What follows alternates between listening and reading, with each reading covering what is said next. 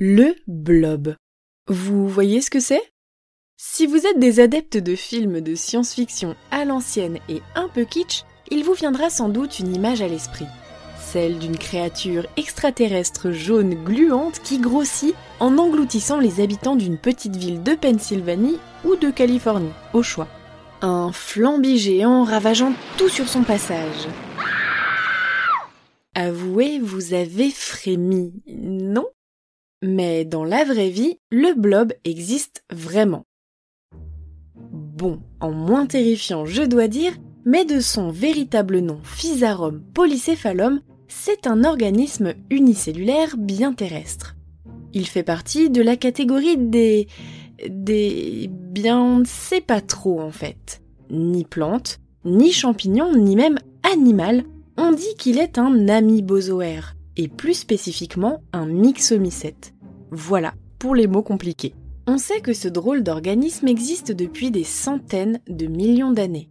Et les scientifiques en ont à ce jour décompté plus de 1000 espèces. Mais même là, les choses se corsent, puisque certaines peuvent présenter autant de différences que celles que l'on trouve entre un rongeur et une baleine dans le monde des mammifères. C'est donc une grande famille que l'on commence tout juste à explorer. Jaune, rouge ou noir, le blob adore les endroits sombres et humides. Son apparence gluante et visqueuse lui vaut même quelques comparaisons gracieuses comme du vomi de chien, des croûtes de mucus ou de la moisissure.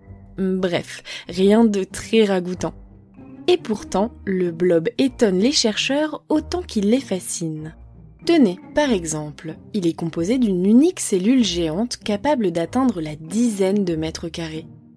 Oui, c'est la taille d'un petit appartement à Paris. Tout ça avec une seule cellule, vous imaginez ? Celle-ci réussit à s'étendre grâce à un réseau de capillaires qui s'adapte en permanence et permet de distribuer les nutriments efficacement dans tout son organisme.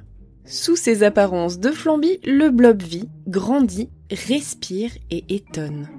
Ah, et j'oubliais, le blob est presque immortel aussi. Si vous le découpez en morceaux, celui-ci est capable de rapidement cicatriser et de former des nouveaux petits blobs. Mais pas de quoi encore craindre une invasion planétaire, promis. Bon, ce qui nous intéresse aujourd'hui, c'est l'intelligence du blob.